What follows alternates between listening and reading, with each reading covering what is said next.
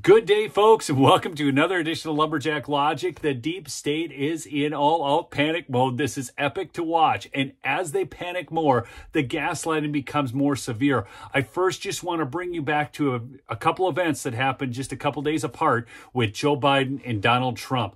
They are literally trying to say that Donald Trump was booed at his event. So watch the parallels.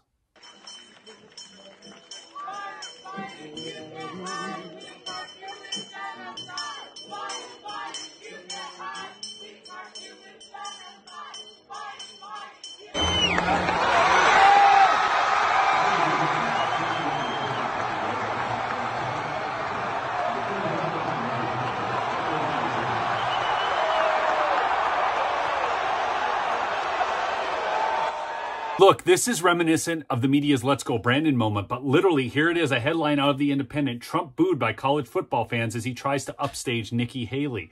Donald Trump was booed by a crowd of South Carolina football fans on Saturday when he made an appearance at Clemson University for the Palmetto Bowl. While there was a sizable contingent of Trump fans in the crowd, several videos captured the overwhelming jeers aimed at the former president upon his arrival at the alma mater of his GOP rival, Nikki Haley. And the real problem for these never-Trumpers is that it happens everywhere he goes.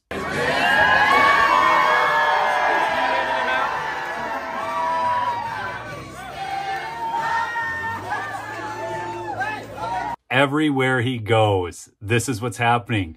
But it's getting really crazy because none of their court cases are working. And if you want to see the ultimate meltdown, watch Mark Elias in this next clip. I think, honestly, the judiciary has largely failed. I mean, I've talked before about the bar, the lawyers having failed democracy. If Donald Trump were a black 20-year-old who was picked up by the police on some minor petty offense, and he tweeted 1/100th of what Donald Trump tweets, if he said in public one word about a law clerk or about a judicial staff, he'd be thrown in prison. And we as Americans are not reconciling ourselves. We are not wrestling with the reality of just what special treatment Donald Trump is getting. Donald Trump is not being treated like any other American citizen or like any other criminal defendant. He is making a mockery of it. And the fact is, it is time for the federal judiciary and the state judiciary to take this head on and stop it. There is no special right of presidential candidates to defame people. There is no right of presidential candidates to intimidate witnesses, to threaten judges, to intimidate and spread misinformation about courts and their clerks and their courtroom staff. And it is about time that the bar crack down on these frivolous arguments that lawyers are making, but it's time that the judges also stop bending over backwards and start treating Donald Trump like any other criminal defendant. He's got a plaque behind him that says Democracy Defender. This guy is an absolute meltdown. This is the Democrats' lawyer who wants to make sure that you don't have to present anything to vote. You could just go in there and fog a mirror and you could vote. No IDs, no signatures, mail everything out. This guy has no interest in election integrity whatsoever. And then he goes on about defamation, about defaming these witnesses. What? This after the Russia collusion hoax, the PP tape hoax, the two impeachments, the J6 narrative that we see changing before our very eyes. Talking about defamation? My gosh, you've got to be kidding me. Intimidating witnesses? Threatening the judge? Never has that happened. Donald Trump's never done that. They're in meltdown mode. But now watch the DC establishment try and line up behind Nikki Haley.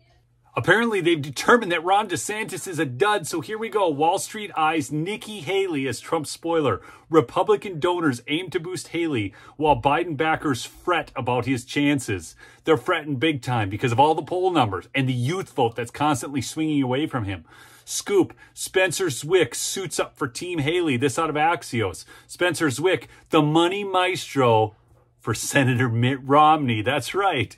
2012 presidential bid is joining Nikki Haley's 2024 fundraising team, Axios has learned. Yeah, look at these never-Trumpers. Why it matters. Establishment Republicans are lining up behind former UN ambassador and South Carolina governor as GOP's best candidate to stop former President Trump in the primary and ultimately beat Biden in November. Trump's going to beat Biden. He's up by 6 points in these major polls.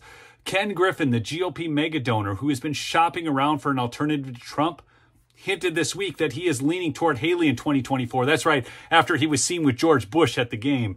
JP Morgan Chase CEO Jamie Dimon, who still considers himself a Democrat. So now you know all you need to know about Nikki Haley. We've got the Democrats in the tank for her.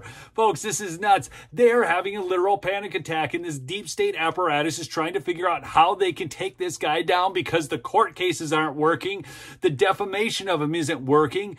The American voters have woken up, and the fact is they don't want this inflation. They don't want the wars. They don't want any of it. Thanks so much for listening to another edition of Lumberjack Logic. Smash the like on your way out and check out my sponsor, MyPillow. That's right, MyPillow.com. Promo code Lumberjack for big savings. Peace out.